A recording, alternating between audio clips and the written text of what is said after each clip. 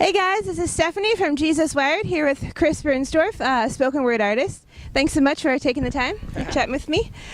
So how long have you been doing this? 6 years. I've toured for 4. Yeah. Okay, cool.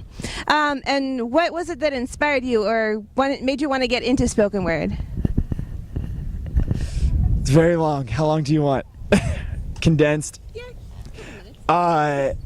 So I've been writing since I was in like 7th or 8th grade, and it was never something that it was just something I did. Like I felt like it was fun and it was satisfying, and it helped me process things and like being sad about girls or whatever in high school. And I went to college to be a museum curator, and kind of randomly just like took an intro to creative writing class, and the Holy Spirit's been showing me some stuff that he like did in my life in the past. I didn't know was God, but it was like Jesus working in my heart. And I was just like innately had this understanding of how hard this class would be without knowing. I'd never taken anything like it or done anything, and I took it, and one day a table appeared in my mind and it cleared, and there's just a sentence, I have to be a poet. And I came into spoken word totally unrelated, just through being in like liking music a lot. This dude named Bradley Hathaway, and I started trying to read my workplaces and realized I had a lot of voice, and I couldn't like convey that without having it memorized, being able to run around or like invite people into it. And I started doing it, and the Lord blessed it and just kind of continued to build it. Yeah. That's really cool that he's kind of like guided you down that path. Yeah. So like, what's your creative process? Like, do you have a process, or it's just like things pop into your head, you write them down, or? It's some of both. When I was in school, like I had to generate a poem a week and stuff, so that was like I would sit down and be like, all right, Jesus, like we really got to write something now. Recently, it's been more like Jesus will put something in my head, or I'll be like really turning something over, like either an idea someone gave me or like something that the Lord's been teaching me or something I'm struggling with. And then it kind of builds from there. God's real good. I have an album called The Sidewalk Hymns, and that's like my newest one. And I told myself how good it was going to be, and I was going to write this great album and really just do it all. And instead, I fell into this like really rough, like kind of depressed spot, and God put it together out of stuff that I had kind of had laying around. Yeah, so he totally took it from me, and so it couldn't be about how great I was. And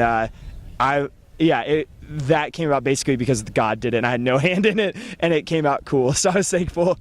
Not how you should tell people to write, but that's how that happened.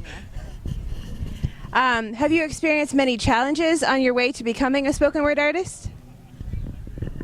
The normal band stuff, like money or like figuring out what it means to, live with your parents when you're 25 years old and like trying to make everything work, that kind of stuff. And then for me, mostly it's been fear. Like I've always been a coward kind of just by nature. And the Holy Spirit's been working on that since as long as I can remember, like breaking me out of my shell, like teaching me the confidence of Christ, like how to be more secure. And it's cool because it's weird. Like what I do is really weird if you've never seen anything like it. So it's hard. God's been teaching me like ways to bridge that gap, and like not.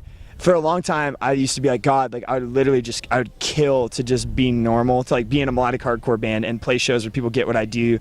And then he finally was like, dude, like embrace your uniqueness. Like I made you this way and I'm using it, so embrace being different. And he's been healing me of that. And now the other day he was like, dude, you should never be afraid because there's fears not of the Holy Spirit. And anytime you do something, like I'm there, and so the only thing that happens, you're gonna get favor and it's gonna go good. So he's been just growing me out of the fear. That's probably what's made it the hardest, and then he's just like continued to pull me out of that up towards him. I think maybe there's some people out there that feel like they're also kind of the outsiders and maybe a little different, so maybe they can relate to you. Yeah, so maybe God can use you in that way too. Yeah. Would you say that like touring and performing and stuff is different as a spoken word artist as opposed to like a band or a musician?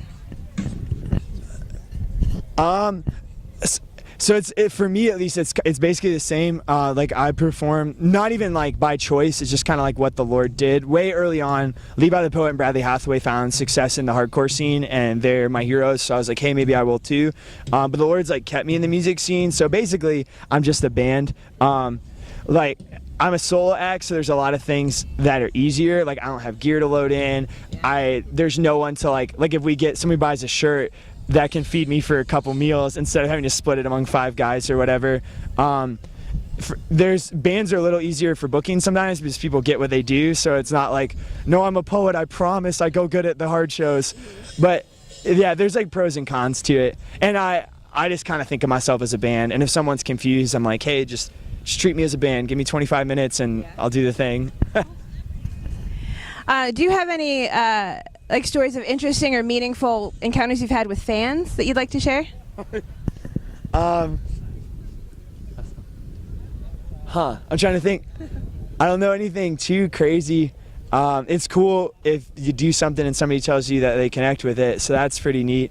I guess I was at this cool show in Georgia, and I encourage people to participate, like say words with me, mosh, crowd surf, do whatever they want, and just like be a part of the performance. And somebody picked me up on their shoulders during the light poem, and it was really cool, and I was like, yeah, this is great. But then they like didn't put me down, and I was like, huh. So I'm just sitting on top of this stranger's shoulders, and I was like, well, I guess I have to finish the poem. And I just finished the poem from up there, and it was super sweet, but it was totally out of my control. It was wild.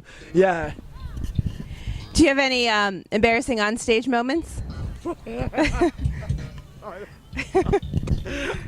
that you want to share? Pretty much all the time. It's cool. God keeps me really humble. My friend Melinda's here.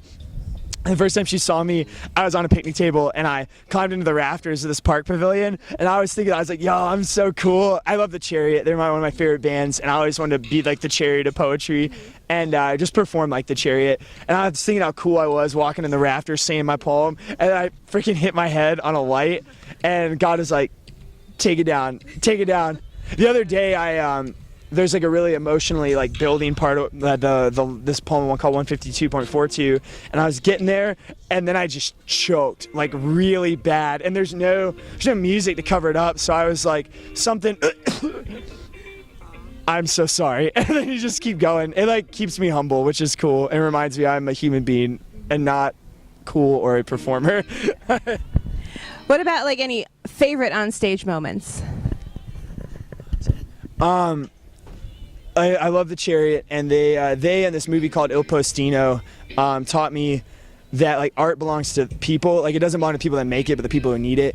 And so anytime I'm on stage and like or performing or whatever, usually it's like somebody's living room or a floor, and somebody's like saying the words with me, or like even just nodding or snapping, or yeah, just so you can tell they feel it, and like the Holy Spirit's there and doing something in their heart.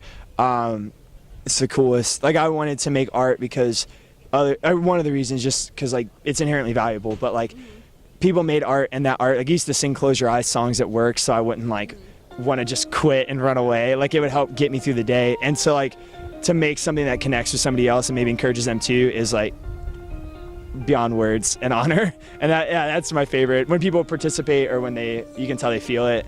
Yeah. All right, well, again, thank you so much for taking the time. It was certainly cool to hear about your story and a little bit about what you do. Can you end by reminding people where they can find your work or online or whatever? Yeah. chrisbernstorf.bandcamp.com. It is all 100% free. You just click buy now, put $0. It's all yours forever.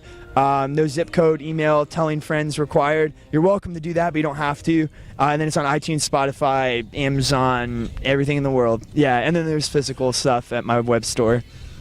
All right, cool. Thank you. Thank you. Thank you.